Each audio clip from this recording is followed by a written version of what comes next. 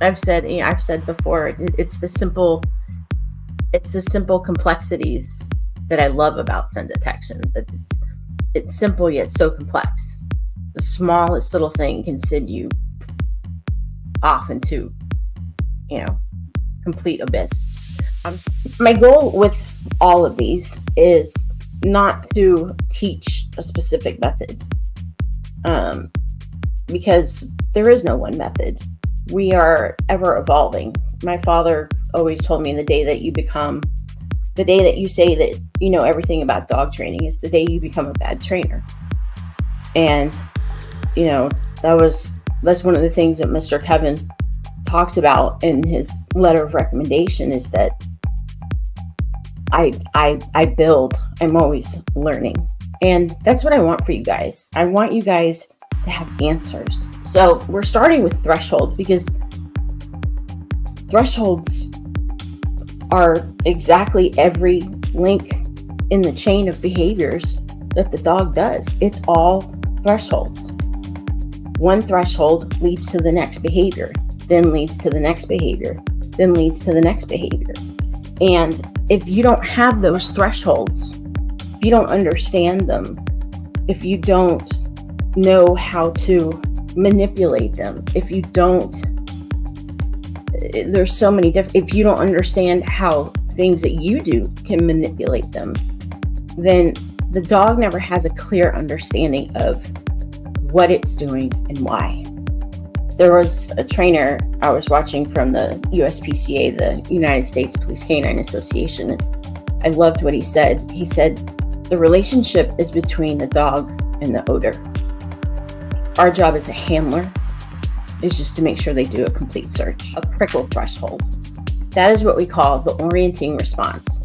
What many trainers is what we call throwing a change in behavior.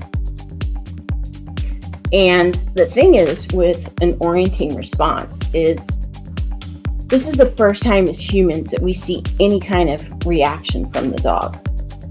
This is also where things can start going completely wrong. Odor detection threshold. This is not something that we can see. This is an inner thought in the dog.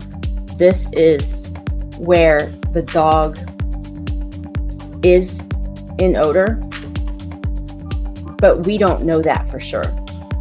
The dog can't say, hey, I'm in odor, right? They just have to work it, and you have to sit back and let them do it. The next thing you have is your threshold for source.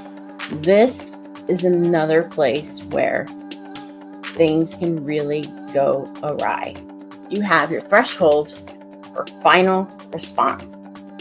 The threshold for final response is the only step in the behavioral chain where the dog can say yes or no, something is here. For example, a prison dog and a street dog, a street canine. A prison dog's threshold is going to be significantly lower, because in prisons you're going to find a much lower amount.